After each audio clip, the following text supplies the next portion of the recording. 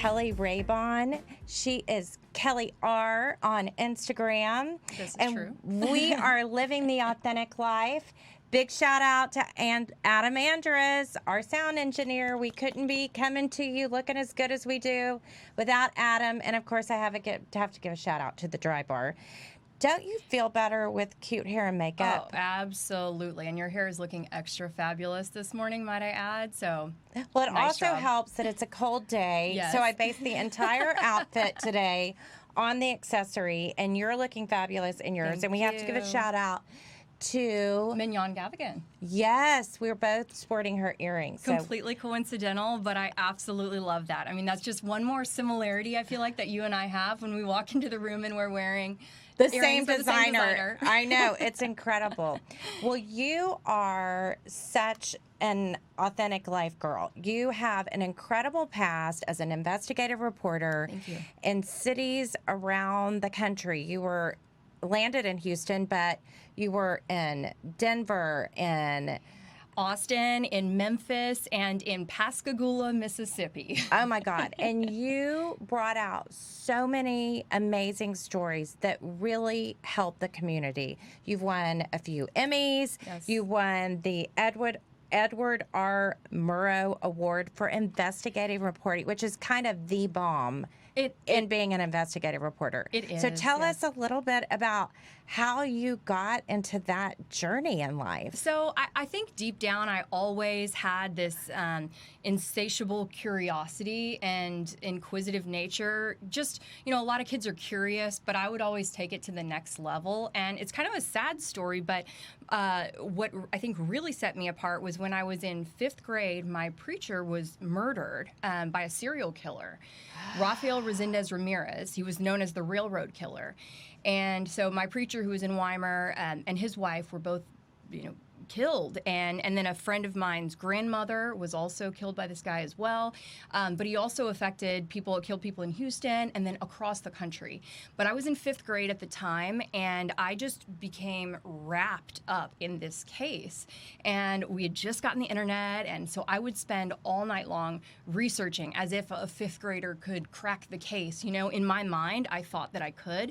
And so when I look back in my life, that was really the first touch point that I can recall, at least, of having, you know, the desire to investigate something all the way through. Okay, well, we have to give a shout out to Danette in my office because she is obsessed with figuring out serial killers too. So she's listening today. We love Danette.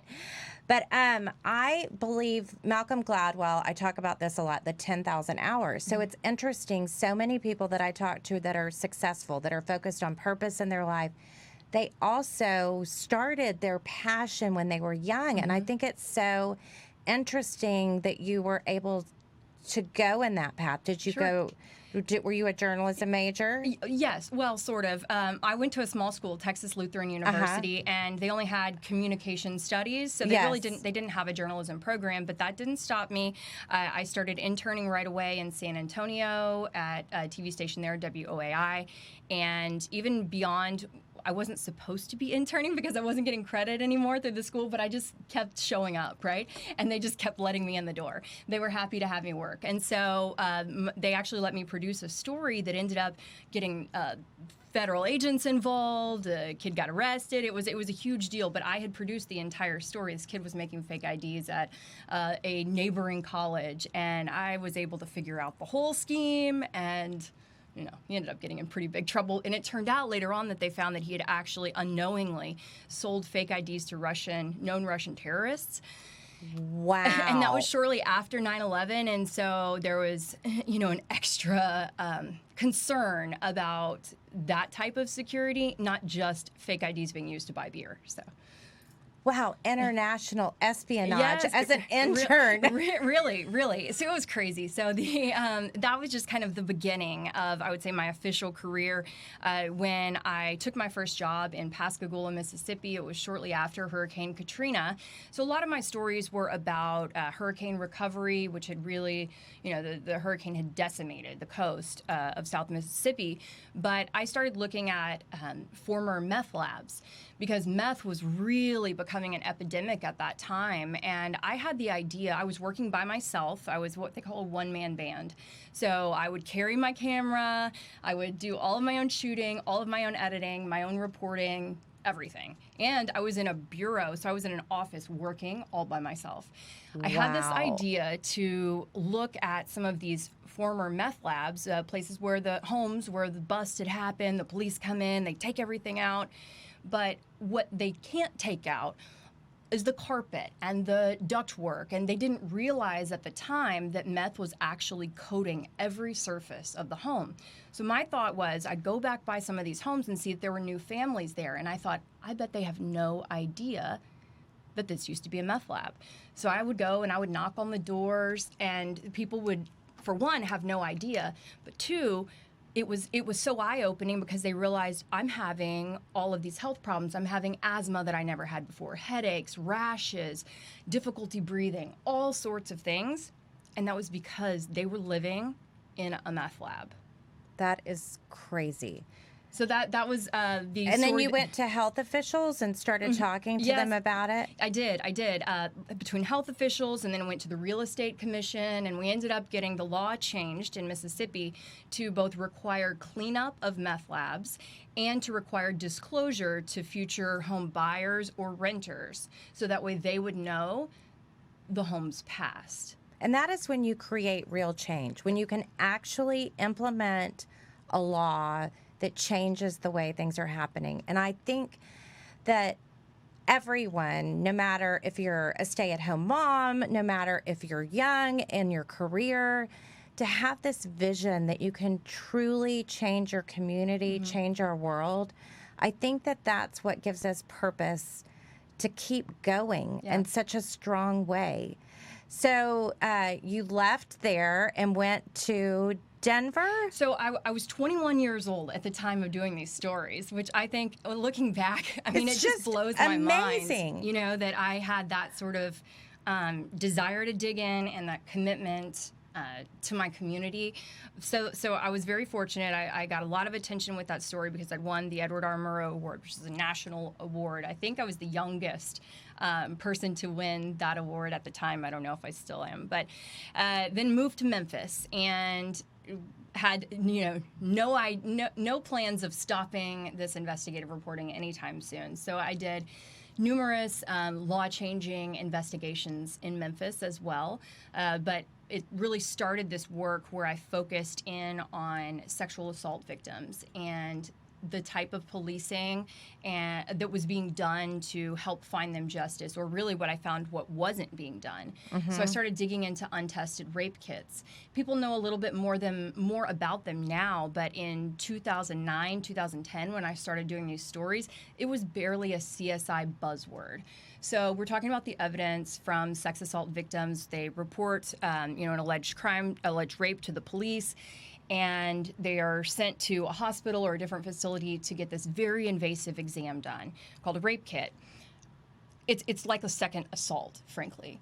But the hope is that police are going to actually use that evidence to bring someone to justice, right? And unfortunately, what I found was that was not happening. And over the course of a year plus of investigations just in Memphis, and then subsequent fallout, it ended up that there were about 15,000 untested rape kits in the city of Memphis alone. That's 15,000 cases that, for the most part, just weren't being worked, and the victims had no idea.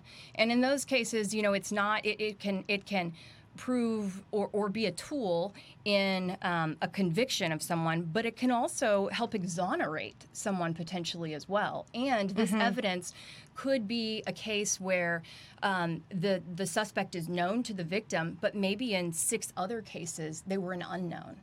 So it's just very, very important work that ended up really creating a ripple effect throughout the country. And ultimately, federal involvement happened, and it's just been my life's work, really.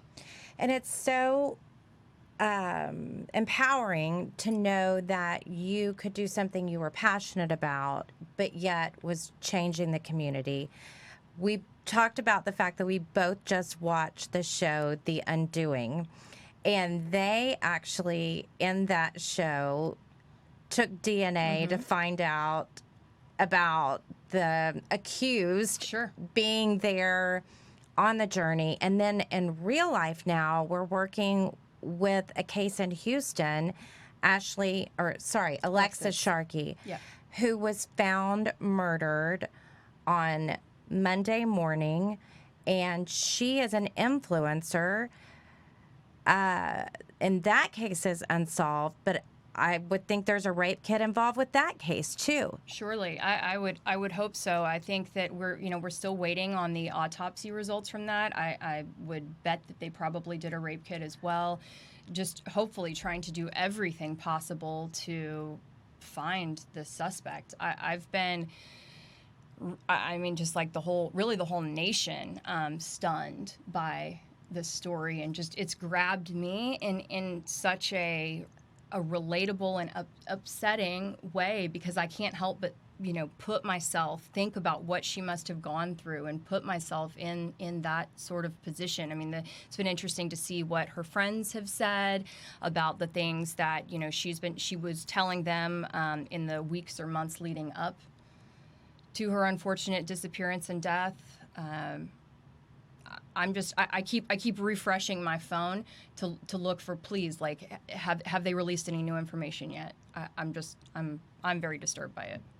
Well, it's interesting because so much is focused on the husband. So this week, The Undoing had the finale, and that's something that so many people are talking about. It's Nicole Kidman and Hugh Grant, yes. Not Jackman. Right. Yeah. So, I mean, we had to gluttonously watch it all the way through. But it's interesting when real world patterns itself after art, or art after real world. Yeah. So have you ever been as an influencer? Has someone ever stalked you? Have you ever, as a TV reporter, been stalked? Has that ever been something you've talked to other influencers? Because that's something that the husband's saying, that it's not him. He's saying it could have been someone following her. Mm-hmm. And I mean, that is an interesting point and an interesting avenue that I'm sure that the police are checking out.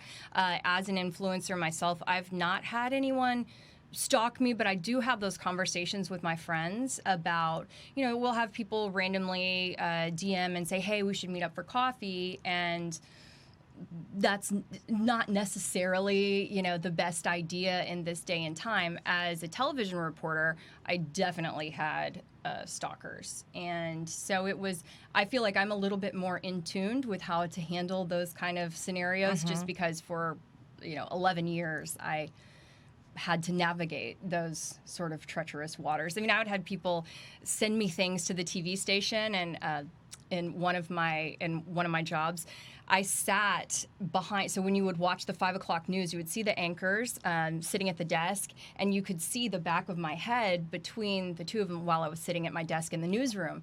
And I would have someone who would send me things, and they would be able to see if it was on my desk or not. And then they would call me and say, oh, hey, Keli, I see that you received the teddy bear today, or something like that. So there are definitely creepy people out there who just feel extra close to you because they see you through a screen. Well, and they feel like they know Yeah, you, yeah. and they feel like that they're in your life. It's a catch-22, because as an influencer, you do want to create that close-knit feeling with your community, but there's some serious lines that have to be drawn, and not everyone gets that.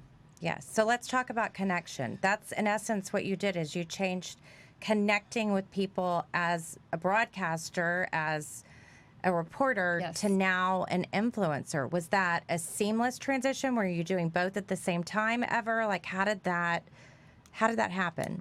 It was a seamless transition, and almost an ironic transition as well, because people think of an investigative reporter, and frankly, even I thought of myself as an investigative reporter, as very hard edge. You would never promote a company or promote a brand. You would always be completely unbiased and never share your own opinion. And now that's what I'm doing all the time. But the reality is, as an investigative reporter, I was influencing people, and I was influencing public opinion. It was coming from a genuine place, you know, because I see a wrong in society and I want to help right it, expose it and right it. So those same skills are seamlessly now used as an influencer. And I think the biggest struggle as a businesswoman and a mother and a wife, a friend, a daughter is balancing all of it.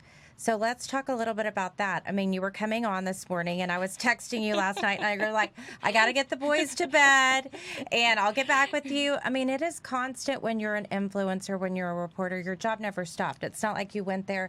But I think that's true of most jobs now. Like, they never stop. We're always available by text. So how are you balancing that?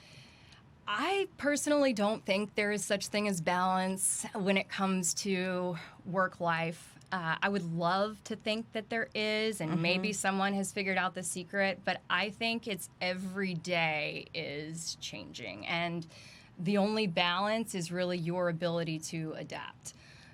That's just kind of how I live, because some days my kids need more attention than my job or my followers, you know. Some days they need more attention than my kids. It just every day is an ebb and flow. But if you have the secrets to attaining that perfect balance, please let me know. I am researching to write a TED Talk, and I'm working with a speech consultant. And so I've been really diving into purpose. That's in connection and commitment, which is family. And I have my entire life felt pulled, more so as a mom now, but even as a wife, because I feel like it's important for me to make time for Rob to be his girlfriend, not just the woman that he comes home to at night, and actually enjoy our relationship together. But I am trying so hard to look at what's most important to me, and then to say each of those has to get a space. Like right now, I wasn't able to do yoga today or yesterday, but I knew I needed to do certain things for Bella and certain things for work, and I know I'll create other time. Yeah. So in my mind, I'm almost like creating a calendar that allows for that. And the other thing that I found is during COVID is I cannot go at the pace I did before. I cannot go out 5 nights a week. And in fact, this week we had Christmas parties, other things out. And so we're knocking out one of the parties because I know I have to stay at home on the couch. So I think it's important. Every successful podcast guest I've had on, we're all just struggling with how to balance it. So I think it's just everybody has to find and realize that there's different amounts at different times that different things get, because I think that's so true. Yeah. Also, so again, life following TV or movies. We discussed that we both watched the morning show, and that's Jennifer Aniston, Reese Witherspoon, and Steve Carell. Steve Carell. So I thought that was the most authentic, real perspective look at the Me Too movement, with looking at women having relationships in the workplace and men having relationships in the workplace. And when it's sexual harassment, when it's a real relationship, the guilt that both sides feel, the lack of guilt that both sides feel. So when you were working, did you ever feel that there were people that used their position to influence you in a way? Absolutely. Absolutely. In fact, I don't think I've ever spoken publicly about it, but I turned down a job because the news director made advances toward me and said very inappropriate things to me. And so watching that show hit really hard for me. I thought that they did a fabulous job of building that narrative and of fleshing it out to show all of the ripple effects and the inner turmoil, within oneself and within the newsroom. And I just thought that they did a remarkable job, but that definitely took me back through my own personal experience.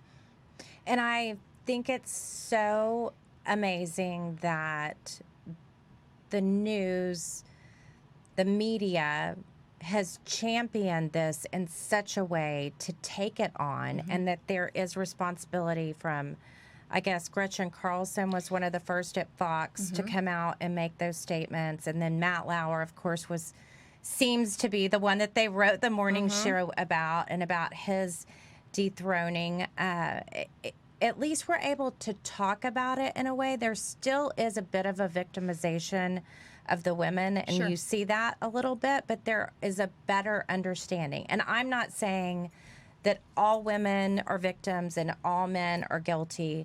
I can see both sides of it, but I think that's also where really connecting with the people in our community comes from, is looking at them without judgment and seeing what brought them to where they are. So raising a daughter, it's an interesting perspective, and you're raising boys. Yep. And then going back to talking about sexual harassment or just sexuality and rape kits and sexual assault.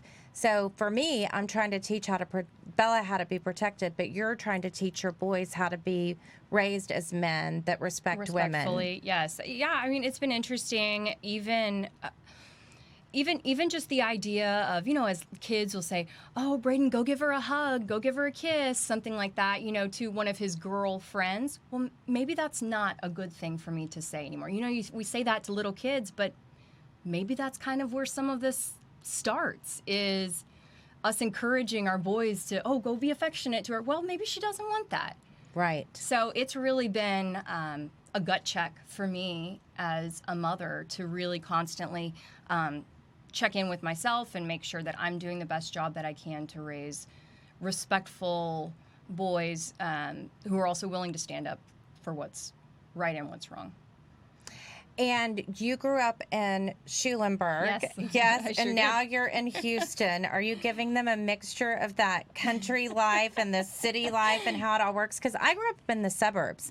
Like, if we were not at the country club playing golf or tennis, we were at somebody's ranch. And I feel like last weekend we were at a ranch for Thanksgiving with my brother and his family and my parents. And it's just good to have those Texas roots and feel like you get back to nature. And that's something that I think is a hard balance living in the city now. Well, we're so lucky to still have our place in Schulenburg, and I think my boys would probably rather live there than in Houston if they had their way. But as you just mentioned, the country club, it just makes me laugh because I think, growing up, our country club was, sitting around a fire on the back of a pickup truck and drinking a few beers. Exactly. That was our version of a country club, or fishing, something like that. So, it is such a blessing to be able to expose my kids to both environments and kind of get the best of both worlds. It is such a blessing. So, tell us about Keli R. as an Instagram influencer. Sure. And some people even my mom said today, she's like, what is an influencer? What does that mean? And I said, well, I think I'm an influencer. I don't really know. You most definitely are an influencer. I think everyone is an influencer in their own right. When you think about what are the things that make you happy, what are the things that inspire you, what are the things that you love to share, especially if you're just talking to your friends. You know that feeling when you get together with one of your girlfriends and you say, oh my gosh, I have been trying this eye cream and it has been making a world of difference. Or have you tried the blow dry bar, because look at my hair and it is so fabulous, and you've got to just take that 45 minutes for yourself, that kind of thing. You're influencing someone to learn about a product, learn about a service. It's the same idea. So it was, again, a natural transition for me to move from television to influencing on Instagram or on social media, just because I've always loved to share. And so I love color. I love mixing high and low. And I love just sharing my life and the things that work for me, but also the struggles. I think that that's important too. And sometimes I'll hesitate before sharing a struggle because I don't want to I know people have enough, negativity or things that drag them down in their day. I don't want to drag someone down, but the reality is by sharing a struggle that I'm going through may lift somebody up by knowing that they're not alone because they're dealing with a similar situation in their life today too. And I think that's true. Women, we carry our pain with us from our stories, and then when we hear someone else's story has pain, and it gives us, I don't know, credibility to our story, or it gives us a connection with them that we didn't have before. Sure. And so I remember Chloe Dow, big shout out to her, love her style and her commitment to our community. And she said that she was trying to lose weight and she was posting the scale. I was like, Oh my. girl, I don't know if I can do that. But she's actually the one that taught me into doing videos. And what I found is people connect more with us when Rob and I are back and forth, or when he says something that completely embarrasses me and I'm like, oh my God, I can't believe you said that on tape. So you do ever feel, because I'm kind of in this place, I'm starting to not just represent our brand, but I'm starting to talk about other brands and support Sure. other people.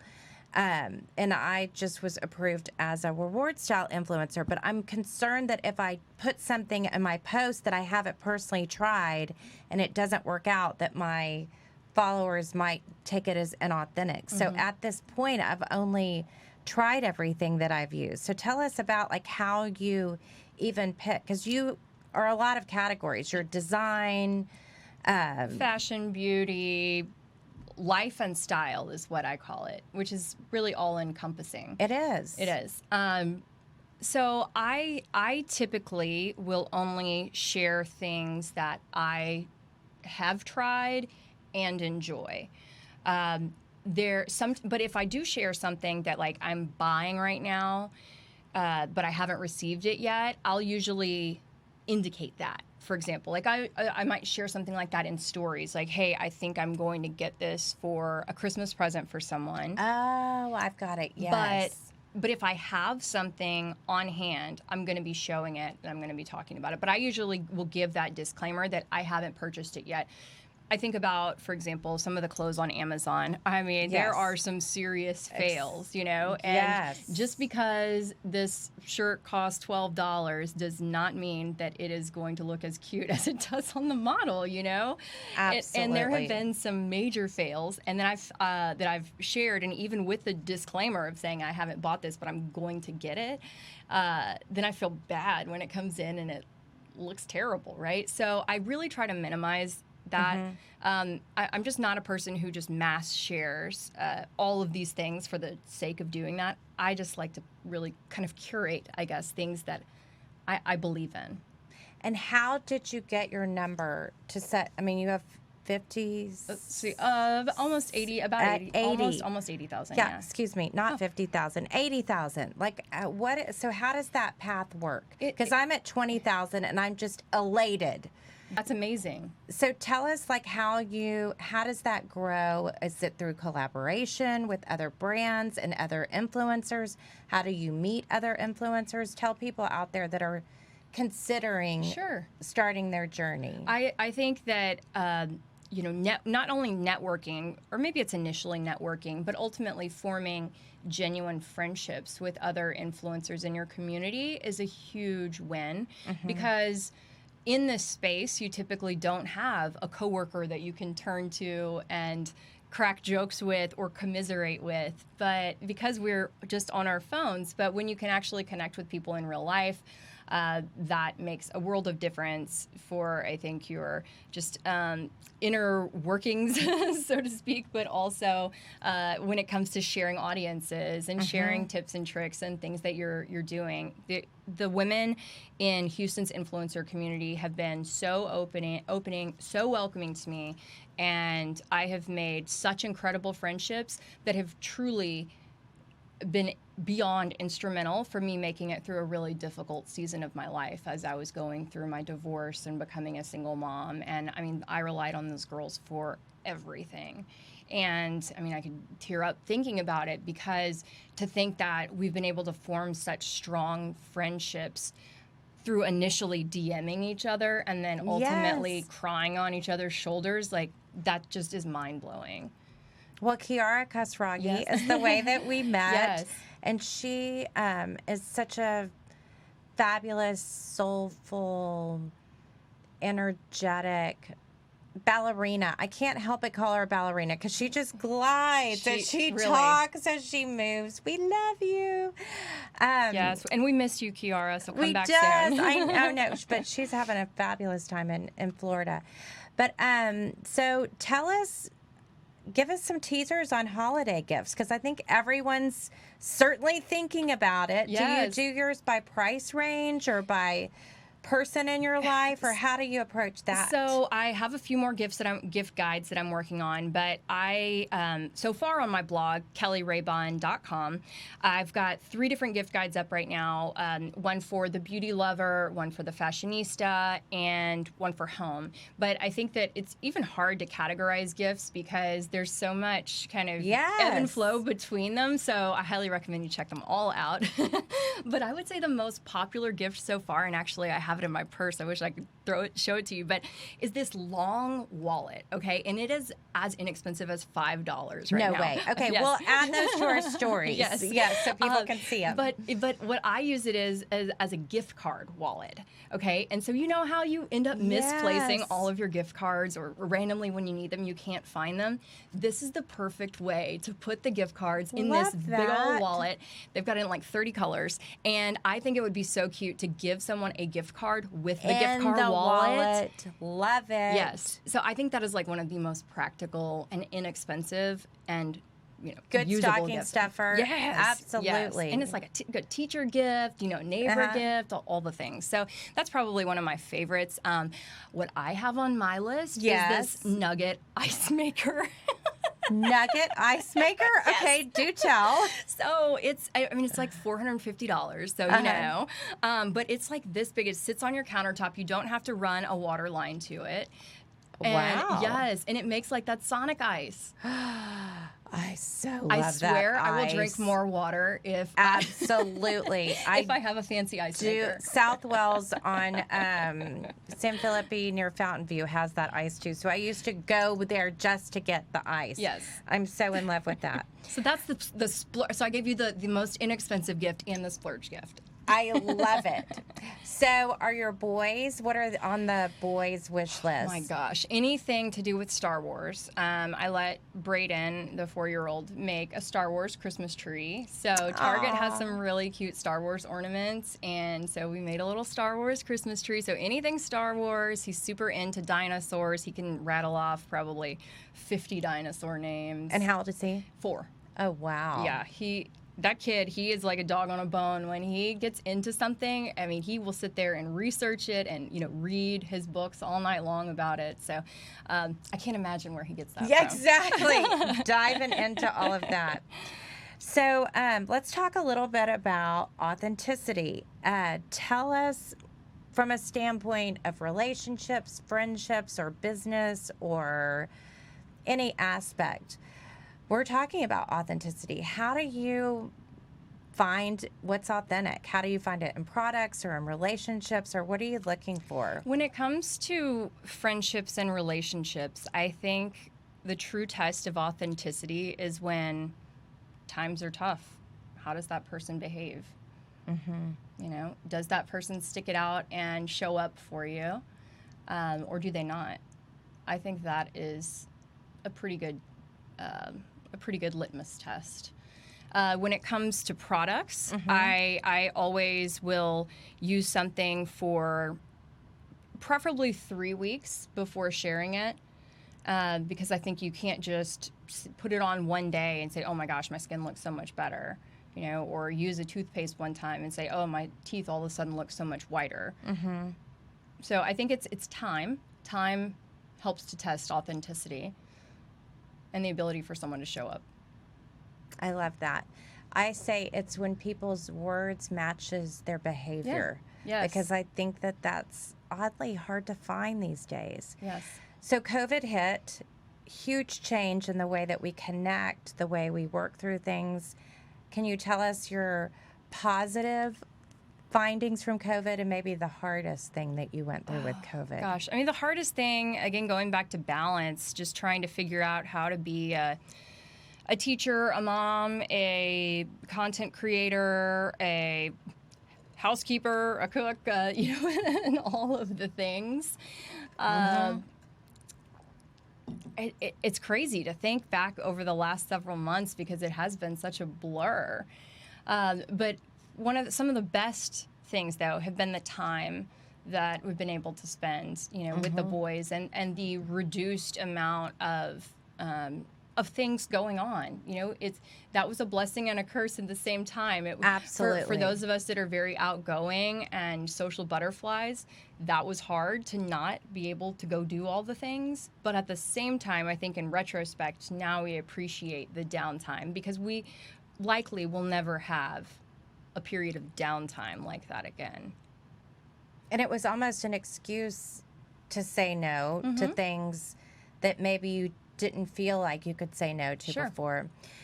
So travel, you are a girl that loves travel too. I found that to be really hard. And I Definitely. found I really dove deep into it and I thought, what is it about travel that fills my soul? And it was something that I mentioned to you earlier is being in nature. So either going to a mountain or going to a beach. Yes. We have Galveston, but it's not quite the same. But still, it's at least a beach that we can go to and be with nature. Yes. And the other thing I noticed with travel is I was not focused on work. I was focused on relaxing and connecting with friends. Yeah. And I think that if we look back at what we miss from COVID and find a way to replace it with other connections or other things in our life, that we can maybe have a different perspective and still end up in a positive way. Have you traveled at all? Not really, no. Just locally, I guess you'd say. I did a couple of different Texas kind of road trips, and that was awesome. But I had to cancel a Park City, Utah trip a couple of weeks ago, and then was supposed to go to Napa last week and canceled it as well due to California really being on a lockdown. So it's been unfortunate, but I am very blessed to have been in Italy, actually, right as COVID was hitting. So at the end of February, and I was on a trip with my other blog girlfriends. Was Lan on that trip? No, it was Sarah and Mashid and Shelby. Yes. So the four of us girls, took on Italy, and we were in Milan. We were there, Shelby and I were there for about 10 days, and we traveled. We went to Genova, and we went to Florence. It was amazing. And the tail end of it was a little nerve-wracking because COVID was all of the sudden popping in Italy, and so we weren't Specifically Milan. Specifically Milan. And so the last couple of days that we were in Milan, it was a little dicey as to, everything had shut down. The Duomo was closed, everything was closed. And so we were, really on pins and needles to make sure that we could get out. Although, being stuck in Italy might not be so bad. Exactly. It might get a little expensive. Absolutely. But, yes. But anyway, it was the trip of a lifetime for me. And talk about a God thing. I feel that was my first time to ever be in Europe. So it was such a blessing to be there literally at the very last minute. Oh, I love that. Yeah. So I think I've shared with you, we were in Italy for my father's 80th birthday last November, and I just don't know if we'll ever be able to go as a family. There were 12 of us that went together, and I don't know that that'll ever happen again. So COVID also teaches us to seize our moments and to not wait for the future, because you just don't know. You have no idea what the future holds. So speaking of future, we're going to 2021. Yes. I think everyone's like, goodbye 2020. Today I'm going to an event at the Sydenham Clinic, and we're creating vision boards for 2021. That's amazing. So have you started thinking about your new vision for 2021? Like, where Where do you see yourself? Or are you taking it more day by day? I am taking it a little day by day, but last year, just a couple of days before the new year, I sat down with some of my girlfriends and we made vision boards. And I actually had to leave early, so I wasn't able, I had all of my pieces that I'd cut out, but and I still have them sitting in my closet, but they're just sitting on top of the white poster board. And to me, that's kind of ironic because it is. It's 2020 foreshadowing. did not go how we would have expected at all. So I still have all of the pieces. So you can just take off the 0 and add the 1 and make it. Exactly. You know, I think like, okay, 2020 was a scramble, but you know what? 2021, we're going to put it all together and see what happens from there. Okay, so we're finding a vaccine that is going to be approved soon. Are you going to take it or are you going to wait? I'm going to wait. Okay. Personally, we and our family are taking it. So I want to know, tell us why you're waiting. It just concerns me that I know, like, I'm grateful for all of the work. I can't even begin to imagine all of the work that's gone into it. But just for me personally, I need to do some more research into the vaccines, and it makes me nervous when something has been rushed the way that it has, because there is no way that we can know like long-term effects right now. So that's my biggest concern. So when I'm asking people, and it's pretty much 50-50, maybe even more towards not taking it. So it's pretty interesting. Yeah, I wish that I felt differently, but it just makes me nervous that it has been rushed, and there is no long-term study yet because we didn't know about this, years ago. Oh, completely. And do you want to talk about conspiracy theory? Do you think that it was created? Do you want to go into that? I mean, we can. I certainly think that I believe that it's not a coincidence that this all happened. Did it maybe get out of hand? Probably. But I don't know. What do you think? I think that it wasn't a coincidence. And we do so much business in Hong Kong and Japan, and we were so focused on everything that was happening there with China trying to take over Hong Kong.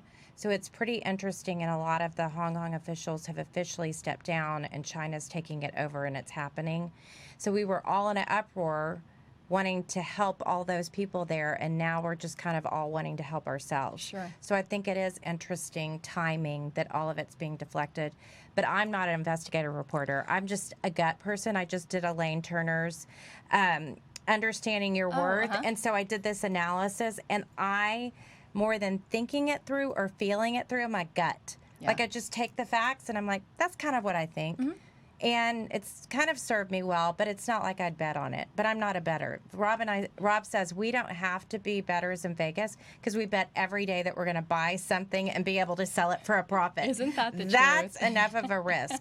But on that note, we are open on Saturdays, and we are serving margaritas in the store, and we are going to be launching a giveaway with you tomorrow. Yes. Oh my gosh, so excited for that. Yes. And we have gift ideas for people, starting at Twilly scarves at $125, and then going up from there. We have bracelets from Hermes starting at around $500, and then up from that. So we want people to know we can help you remotely, because that's another thing. So many people are afraid to go out shopping and are looking online, and we want people to know that we're here for virtual shopping. Well, you have the most fabulous store and the most fabulous inventory of all time. I cannot wait to get back and look at some of those Chanel bags, because ever since I came into your store a little while back, there are a few of them that have been on my mind and in my dreams, so we shall see. I love it. Well, I have to say, we've been buying as much as we've been selling. So it's been exciting. We have a great inventory, and that's what makes us different than other people, is we actually buy. So you're not consigning waiting to get your money. You can trade in the day of. But thank you so much, Keli. It's been so good to be with you.